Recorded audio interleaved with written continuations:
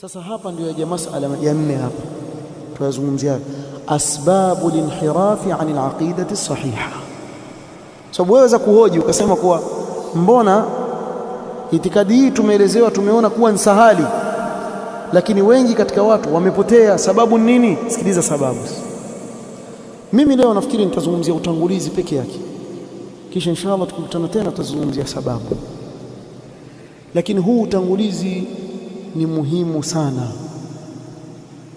Utangulizi ufuatao: khalaqa Allahu al-khalqa ala al-fitrati kama qala ta'ala fitrata Allahi allati fatara an-nasa 'alayha. Allah subhanahu wa ta'ala amewaumba waja wake katika fitra, na fitra wanaoviona wafasiri kuwa ni al-islam wal-haq, bimaana amemuumba asli yake kama alivyoeleza Mtume sallallahu alayhi wasallam, kullu mauludin yuladu ala alfitra fa abawahu yuhawidanihi au yumajjisani au yunassirani, lakini akusema au yuslimanihi, sababu asili yake ni Muislamu. Lau kama atawachwa vile vile alivyo, basi hawezi kupinga njia aliyoonyeshwa na Allah subhanahu wa ta'ala, lakini kuna vitu vinavyosababisha vikampelekea yeye akaiwacha ile njia ya sawa sawa. Ama ikiwa ni asli ya mwanadamu, Allah amemuumba mwanadamu asli yake katika fitra kama alivyoeleza Mtume sallallahu alaihi wasallam, wa mimma futira an-nasu alayhi huwa mahabbatu al-haqqi wa iradatihi. Katika mambo ambayo Allah subhanahu wa ta'ala amewaumba nayo wanadamu, tayib, katika mambo ambayo Allah subhanahu wa ta'ala kwa fitra amewaumbia nayo waja wake ni kuipenda haki na kuitaka ile haki. Mtu aweza kushangaa,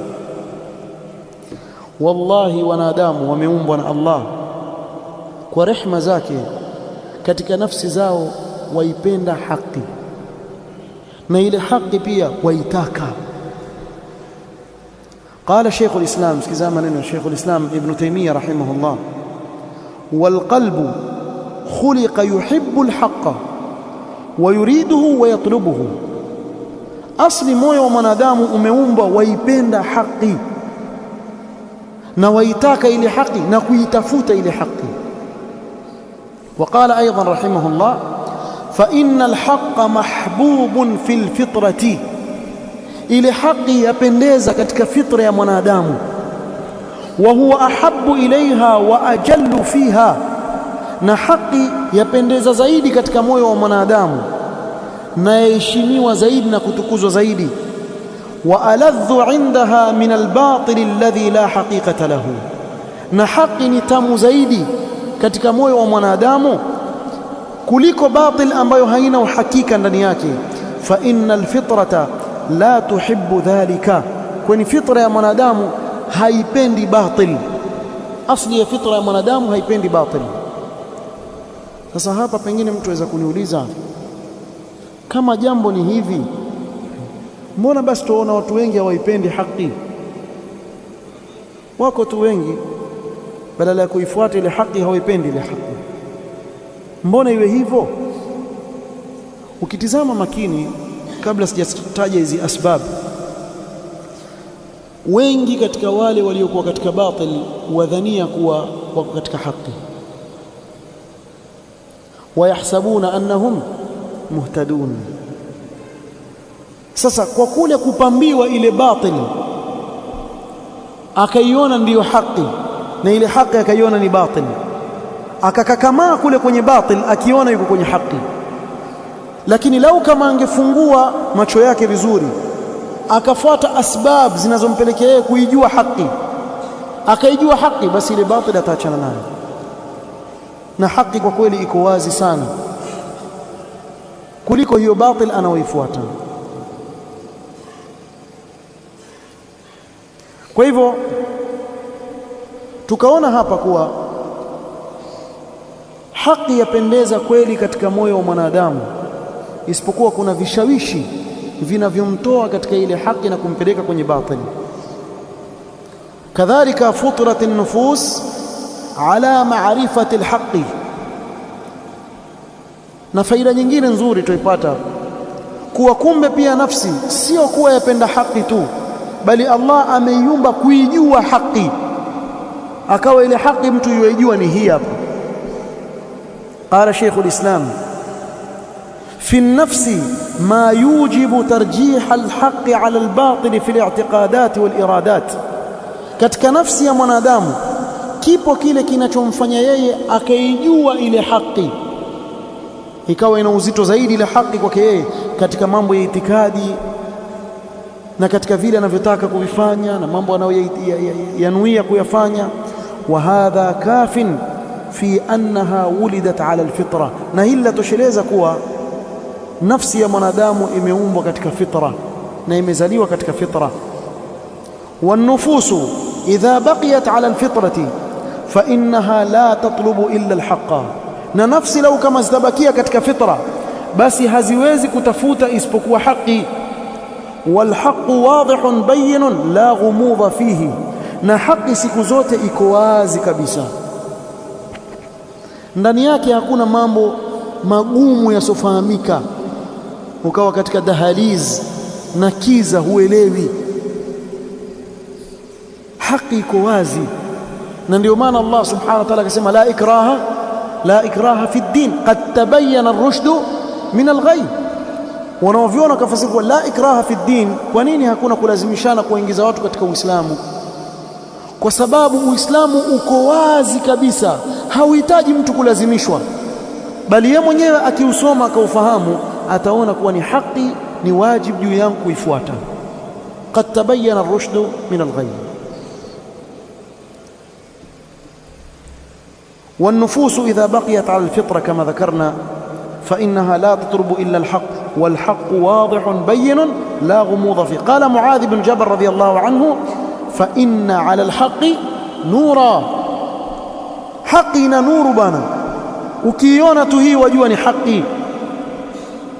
Na mfano mzuri nitawapeni kwa sahaba Abdullah ibn Salam. Sahaba Abdullah ibn Salam asili yake alikuwa ni mwanachuoni katika wanavyuoni wa Kiyahudi, ni mwanachuoni wa Kiyahudi. Kwa hivyo alikuwa na ilmu ya kumtambua nani? Mtume Muhammad sallallahu alaihi wasallam.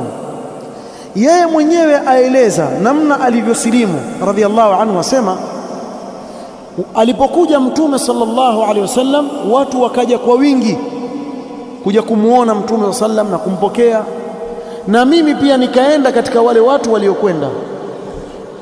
Falamma raaituhu, nilipomuona tu Mtume sallallahu alaihi wasallam, araftu anna wajhahu laysa biwajhi kadhab, nikamjua kwa sura yake kuwa hii si sura ya mtu muongo.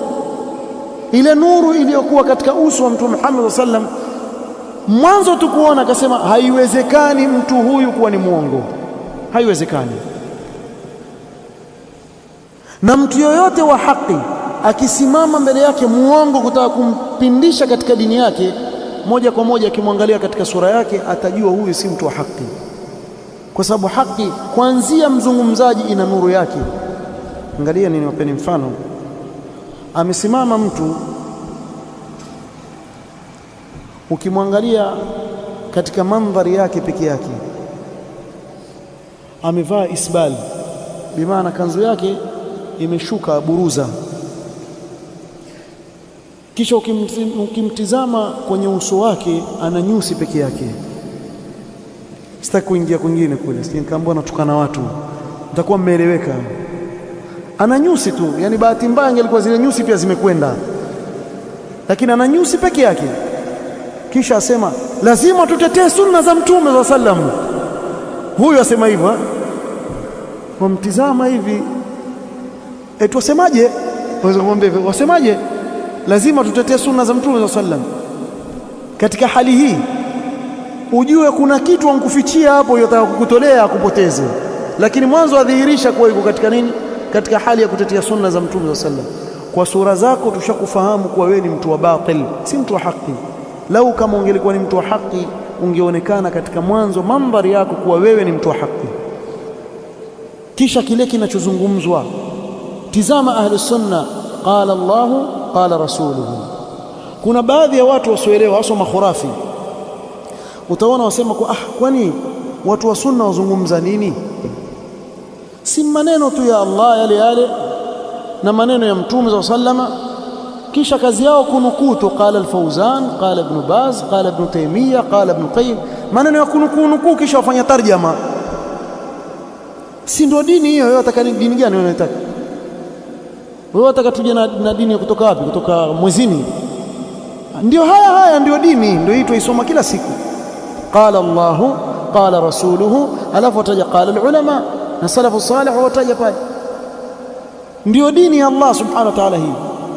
Lakini ukawapata ahlul bid'ah, utawakuta mazungumzo yao hayazunguki katika maneno ya Allah wala maneno ya Mtume sallallahu alaihi wasallam wala maneno ya salafu salih, isipokuwa wakitaka kuyarudi. Na ndio pale waweza kusoma kitabu katika kutub za ahlul bid'ah kwenye aqida, kama wafanya rudud, utakuta wasema kuwa Allah subhanahu wa ta'ala hayuko juu, kisha falsafa nyingi, kisha wasema fa in qala qa'ilun. Sasa takufanya radd, fa in qala qa'ilun arrahmanu ala al-arshi istawa faqul lahu, amrudi nani? Kwa hiyo mtafute mtu yasinzia, muulize hapa anayefanywa raddi nani? Fa in qala qa'ilun arrahmanu ala al-arshi istawa, nani anasema hivyo? Allah jalla fi ula.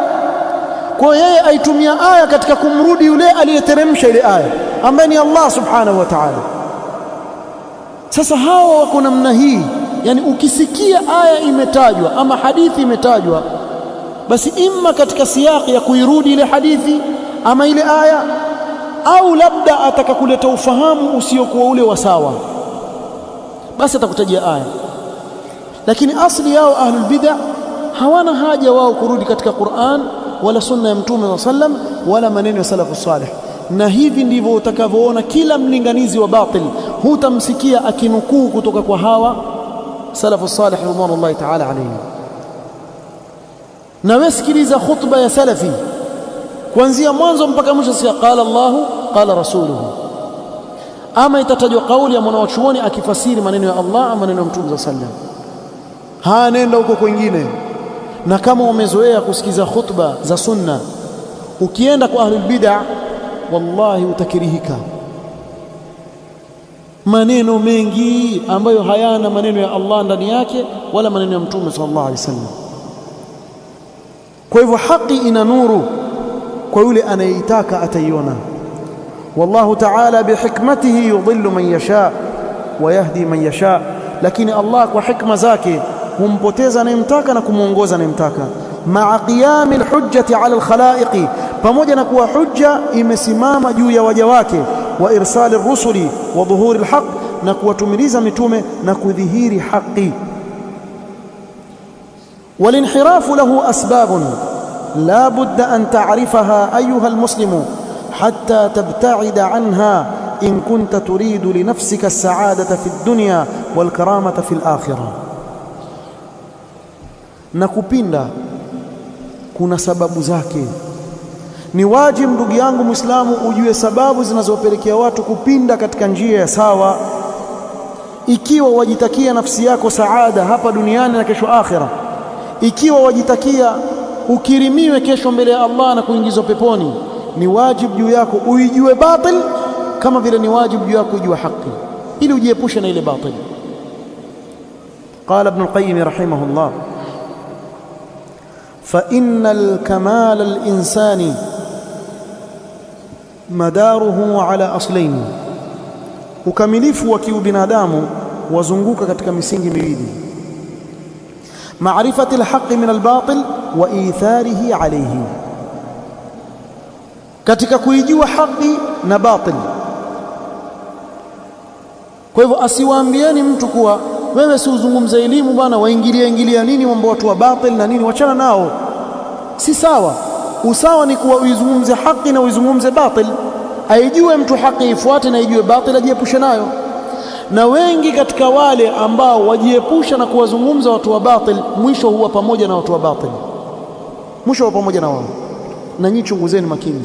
Na ndio maana leo utaona hizbiyun ambao walidai kuwa katika sunna, leo wako pamoja na kila aina ya makundi katika makundi ya batil. kwa sababu ya msingi huu mpotofu. Wakati Mtume Muhammad sallallahu alaihi wasallam kila Ijumaa msingi huu akitubainishia katika khutba yake akisema, fa inna ahsana alhadithi kitabullah wa khayra alhuda huda Muhammadin sallallahu alaihi wasallam. Hapa kuzungumziwa nini hapa? Haki. Kisha akasema wa sharra alumuri muhdathatuha, akaizungumzia batil. Kwa hivyo vile vile alivyokwenda Mtume sallallahu alaihi wasallam ndio tunavyotakana kwenda. Tena wa itharihi alayhi, ukamilifu wa mwanadamu uko katika kuijua haki na batil na kuitanguliza haki juu ya batil. Qala wama tafawata manazilul khalqi, si haki hapa, manazilul khalqi inda Allah ta'ala fi ad-dunya wal akhirah illa biqadri tafawuti manazilihim fi hadhain al-amrayn. Asema na haikuwa tofauti ya waja katika vyeo vyao mbele ya Allah subhanahu wa ta'ala katika dunia na akhira, isipokuwa kwa kadri ya vile wanavyotofautiana katika misingi hii miwili ya kuijua haki baina haki na batil na kuitanguliza haki kuifuata juu ya batil. Kila anayekuwa zaidi katika hilo ndivyo anavyokuwa daraja ya juu zaidi mbele ya Allah subhanahu wa ta'ala. Na ndio ukaona katika umma watu wa haki katika huu ummati Muhammad wawapenda zaidi wale wanaovioni waliowabainishia batil, kinyume na wanavyodhania baadhi ya watu. Kuna baadhi ya watu wasema ikiwa wewe utakuwa wazungumzia watu basi watu watakuchukia na hakuna mtu atakukubali. Mimi nawaulizeni kitu kimoja, ikiwa ushawahi kupitia tu vitabu vya Sheikh al-Islam Ibn Taymiyyah vitabu vyake vinajulikana kwa jambo gani? Naam, الردود العلمية، رد على الرافضة، رد على الصوفية، رد على أصحاب الطرق الصوفية na wengineo. Kitizame kitabu chochote cha Sheikh al-Islam mara nyingi utakipata ni rad, na Allah subhanahu wa ta'ala akamnyanyua kwa hilo. Wallahi Allah amemnyanyua Sheikh al-Islam rahimahullah ta'ala kwa namna alivyosimama kuibainisha haki na kuirudi batil. Na ndio maana leo ukaona hata ahlus sunnati wal jamaa katika wanaovioni muasirin mpaka watu wakawapagaza kwa majina yao, ni nani wanaopendeza zaidi?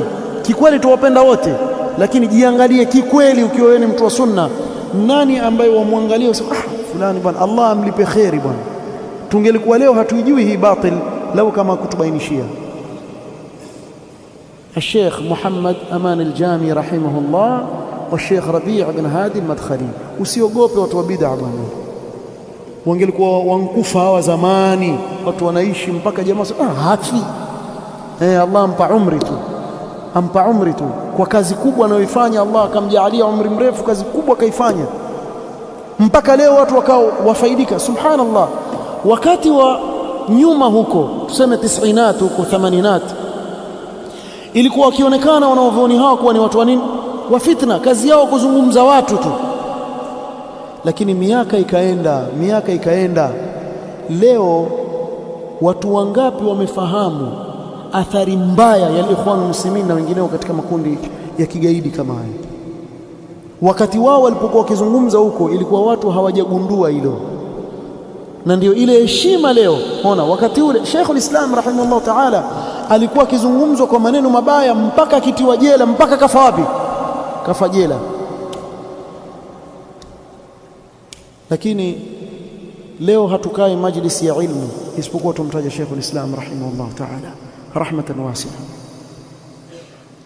Al-Imam al-Ba'labaki Shafi'i rahimahullah katika wanafunzi Ibn Mira, wasema mwingine umita Marri, la Ibn Mira Ba'labaki al-Shafi'i. Huyu bwana alikuwa ni mwanafunzi wa Sheikh al-Islam Ibn Taymiyyah rahimahullah, na yeye ndiye aliyehimiza vitabu vya Sheikh al-Islam vichungwe, viandikwe, kisha visambazwe. Huyu mwanafunzi wake katika maneno mazuri aliyozungumza, nikikumbuka kesho nitakuja nayo yale maneno. Kuna kitabu chake nimekuja nacho, nitakuja niwasomee maneno ya ajabu sana. Asema, andikeni, nachelea mimi ilmu ya Sheikh al-Islam ipotee. kwa mfanye nasakh, na wakati ule nasakh si photocopy, waandika kwa mikono vile vitabu kisha muvisambaze. Kuna watu bado wako katika migongo ya baba zao, watakuja kufaidika na vitabu vyake wewe.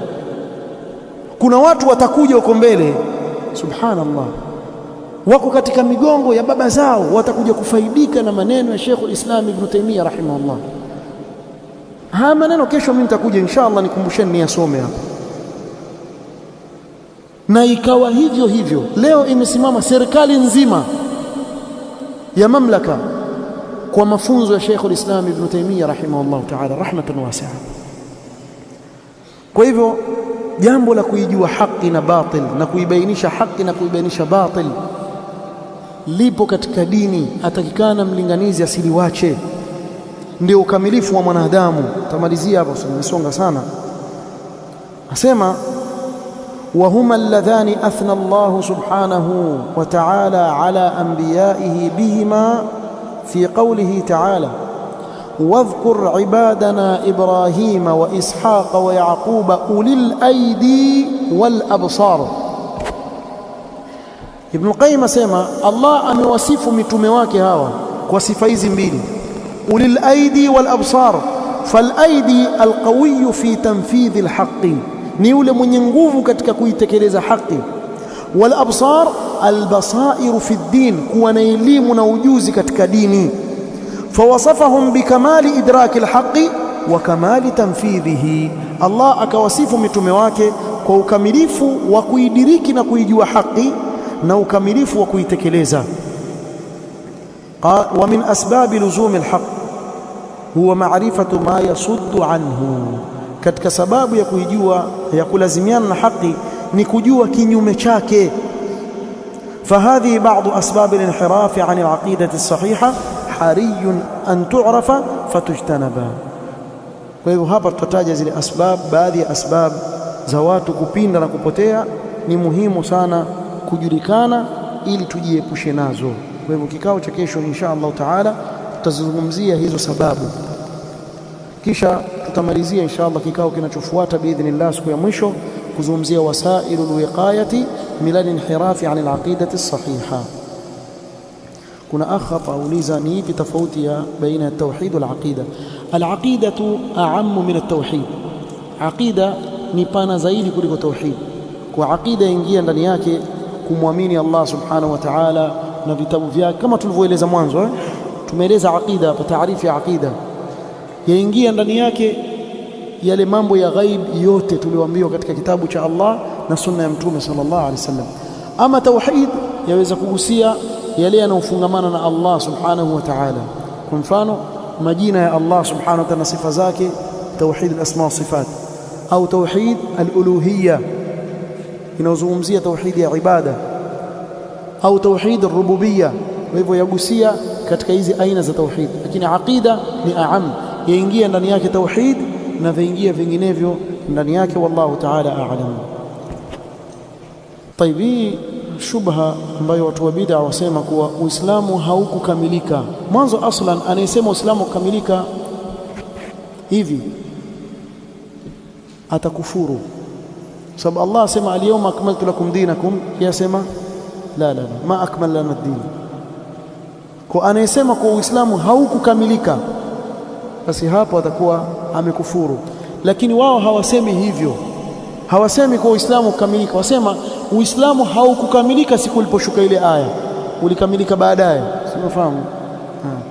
Wakasema kuna aya za ahkam zimeteremka kama aya za riba na nyinginezo. Tutasema mambo ya riba na mengineyo yalikuwa yashaharamishwa kabla ya hapo, zile aya zimekuja katika kubainisha tu, lakini aslan ilikuwa tayari hilo jambo lishawekwa wazi. Tumeelewana? Hili jambo lilikuwa lishawekwa wazi. Kwa hivyo hizi ahkam zilizokuja baada ya kushuka hii aya, zote hizi ahkam zilizoshuka baadaye zilikuwa tayari zishaharamishwa kabla ya hapo. Kilichohalalishwa kishahalalishwa, hakuna kilichokuja kipya baada ya al-yawma akmaltu lakum dinakum. Ikiwa fahamu utakuwa hivyo, basi itamaanisha kuwa Mtume sallallahu alaihi wasallam alipoteremshwa hii aya basi akafunga mdomo, hakuzungumza tena. La, aliishi Mtume sallallahu alaihi wasallam siku 81 baada ya kuteremka hii aya. Kufariki kwake Mtume sallallahu alaihi wasallam baada ya 81 siku 81. lakini itakuwa kile kilichobainishwa ni tayari ambacho kiko. Tumefahamiana nafikiri, ilikuwa dini shakamilika, haina upungufu wa aina yoyote. Wallahu almusta'an.